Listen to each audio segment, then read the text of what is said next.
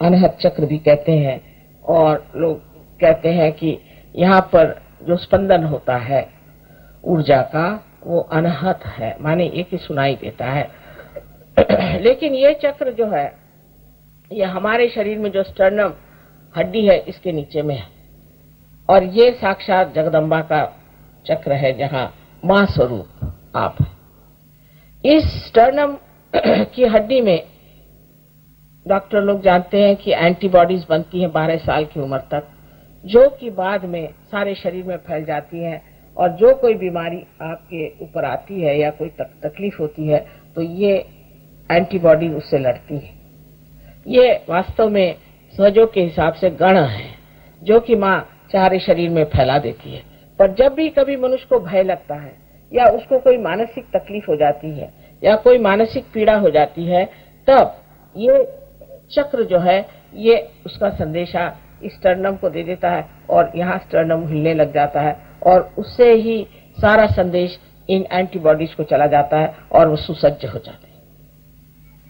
अब जैसे breast cancer की बीमारी बहुत कॉमन है, इसलिए औरतों को होती है कि उनका मातृत्व जो है वो धोखे में है।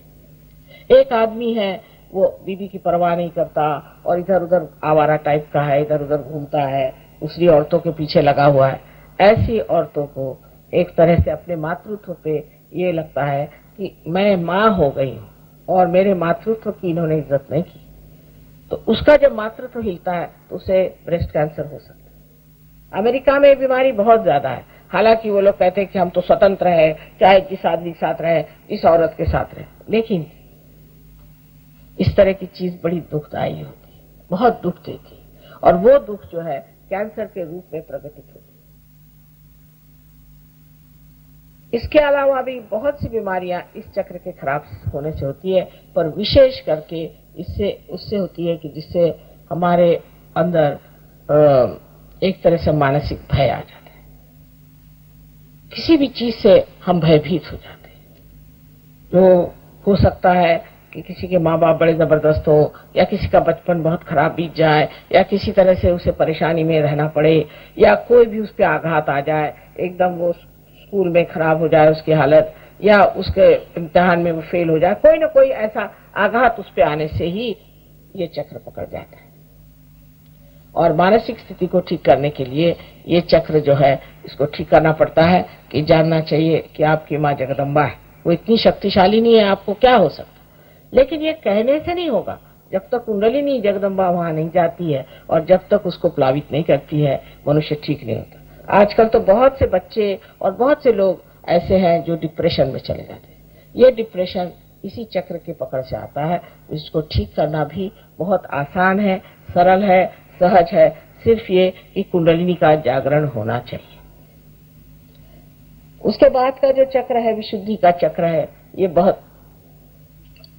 बहुत ही महत्वपूर्ण है, क्योंकि इसकी 16 पंखुड़ियां हैं, और ये सारे आंख, नाक, मुंह, जीभ सब जो कुछ भी है उसको चालित करती हैं, कंठ को भी चालित करती हैं। इस चक्र को बहुत से लोग इसलिए भी खराब कर देते हैं, जैसे स्मोकिंग से या ज्यादा बोलने से, कोई लोग कम बोलने से, मौन रहने से, ऐसे अनेक चीजों से चक्र खराब हो जाता है। और सबसे ज्यादा ये मंत्र बोलने से, गलत मंत्र बोलने से बहुत ज्यादा ये खराब हो जाता है। उसकी वजह से लेफ्ट साइड जब पकड़ जाती है तो यहाँ का ये आप जब ये सोचते हैं कि मैं बहुत दोषी हूँ, मैंने गलती की, मैंने वो गलती की, तब ये चक्र पकड़ते हैं। जब ये चक्र आप पकड़ते हैं तो इससे अंजाइना की बीमारी हो सकती है आपको, और भी अनेक बीमारियां हैं जो कि इस चक्र से, जैसे स्पॉन्डिलाइटिस वगैरह इस चक्र से। राइट साइड के चक्र से आपको जुकाम हमेशा रहेगा, आपको तकलीफ रहेगी, आपका आवाज जो है वो बुढ़ाई जाएगा जल्दी, और बोलते वक्त में आप ठीक से बोल नहीं पाएंगे। कोई लोग तो एकदम कुछ दिनों बाद एकदम मौन ही ले लेते हैं, इतना ज्यादा ये चक्र खराब हो जाता है। लेकिन इसके आगे की दिशा ये है कि अगर आप एक ही मंत्र को बहुत बोलते रहें, जैसे हरे रामा हरे कृष्णा, इन लोगों को यहाँ का थ्रोट का कैंसर हो जाता है। इस तरह के मंत्र बोलने से थ्रोट का कैंसर हो जाता है, और फिर उसकी जो आगे चीज बढ़ती है तो वो फिर हो सकता है कि सारे शरीर में फैल जाए। पहले उस चक्र पे ही गति करती है कैंसर की, और उसके बाद में दूसरे चक्रों में भी ये उतर सकता है।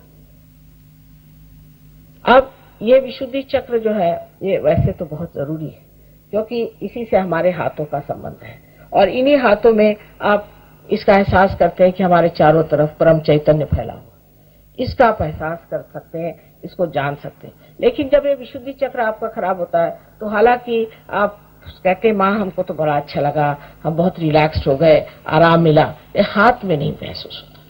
इसकी वजह ये कि ये आपका चक्र खराब है। इसका मतलब ये नहीं कि आप उसकी वजह से और भी गिल्टी फील करें और भी बुरा समझें, इसका मतलब ये कि उसे ठीक कर लेना चाहिए। जो भी दोष है उसे आप ठीक कर लीजिए। बहुत अहंकारी मनुष्य का भी राइट साइड पकड़ जाता है, जो बहुत वल्गना करता है, मैं ऐसा हूं, मैंने ये किया, ऐसे मतलब हवाई घोड़े पे जो बैठे होते हैं उनका भी ये चक्र पकड़ जाता है, और उसके भी अनेक विध तकलीफ और परेशानियां उसके सामने आ जाती है।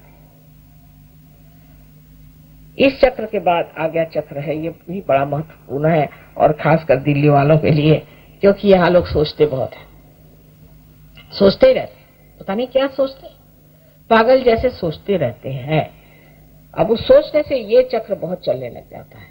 इस चक्र में यही सोचा जाता है ज्यादातर, इसने मुझे ये कहा मैं इसको ऐसा ठीक कर दूंगा, उसने मुझे ये करा मैं उसको ठीक कर दूंगा। अरे भाई, मनुष्य का तो ये स्वभाव ही है कि किसी की तारीफ न करो, किसी की तारीफ। मुझे भी लोग गालियां बकते, आपको आश्चर्य होगा कि मुझे भी गाली बकने वाले दुनिया में लोग हैं। तो जिसकी आदत पड़ गई गाली बकने की, वो तो हर एक चीज को गाली बकेगा, और अगर उसको कुछ नहीं मिला तो एक लैंप पोस्ट को भी जाके गाली बक देगा। वो तो आदत है, उसको क्यों इतना बुरा मानना, और उसके लिए इतना क्यों फील करना कि उसको मैं ऐसे ठीक करूंगा, मैं वैसे ठीक करूंगा, मैं उसको माफ नहीं कर सकता। आप नहीं कर सकते तो आप ही की खोपड़ी खराब जा रही।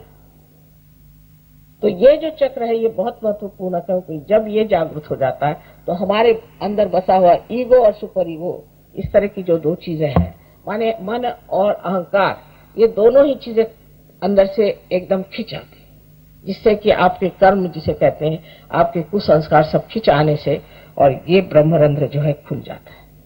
उसके ऊपर जो गोल सी जगह बनी हुई है, इसी को लिम्बिक एरिया कहते हैं। ये लिम्बिक एरिया है जो खुली हुई जगह है, और ये बहुत महत्वपूर्ण है। जब ये लिम्बिक एरिया आपकी खराब हो जाती है तब आपको आनंद मिलना तो असंभव, लेकिन कोई आनंद की लहर भी नहीं आती। अब जब आप ये सब मॉडर्न म्यूजिक सुनते हैं, अब ये पता लगाया गया है ये जो मॉडर्न म्यूजिक है इससे आपकी लिम्बिक एरिया जो है वो बिल्कुल संवेदनशील नम हो जाती है। तो पहले तो शुरुआत में जो ये म्यूजिक शुरू हुआ था तो सर्वसाधारण तरीके से सुन सकता था आदमी। अब तो ऐसा है कि आपके कान फट जाएं और ऐसा लगता है कि सर फट जाएगा। इस तरह का जबरदस्त म्यूजिक जब तक नहीं होगा तब तक समझ में नहीं आ सकता। और पहले जमाने का जो क्लासिकल इनका म्यूजिक था वो तो अब लोग सुनते ही नहीं, क्योंकि उनकी समझ ही नहीं आता है, उससे कोई संवेदन नहीं होता।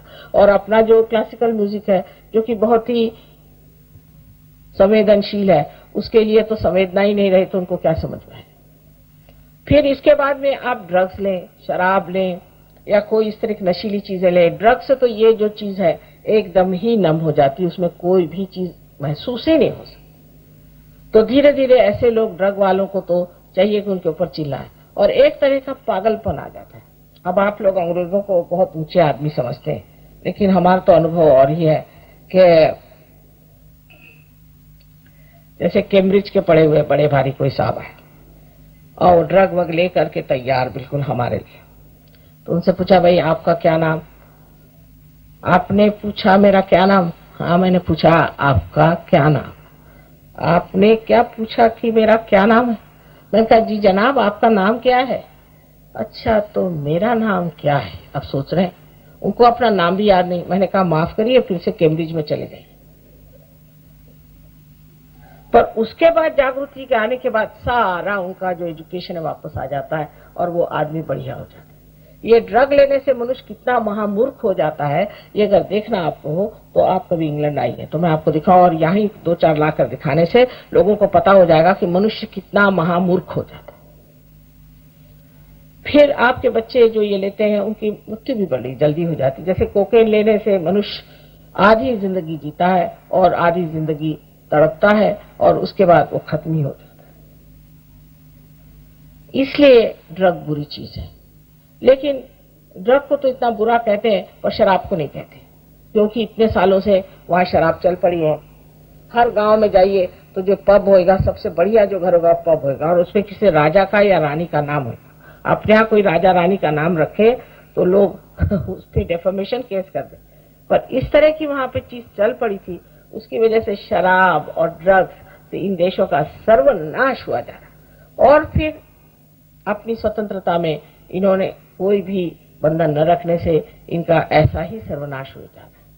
अब आपको उस रास्ते पे जाना है या परमात्मा के रास्ते पे जाना है, या आप समझ लीजिए, पहले सोच लीजिए कि ये लोग कहाँ जा रहे हैं और हमें कहाँ जाना है। ये अगर गड्ढे में गिर रहे हैं तो आपको भी गड्ढे में गिरना है तो गिर जाइए। हालांकि उसमें से भी बहुत से लोग सहयोग में आ गए हैं, लेकिन जब गड्ढे में गिर के आते हैं तो ऐसे बढ़िया वो लोग हैं कि आप देख के हैरान हो जाएंगे कि उनको कितनी श्रद्धा और कितना विचार है। और वो श्रद्धा अंधी नहीं, जानी हुई श्रद्धा, और उसके सहयोग के लिए प्राण देने को तैयार है।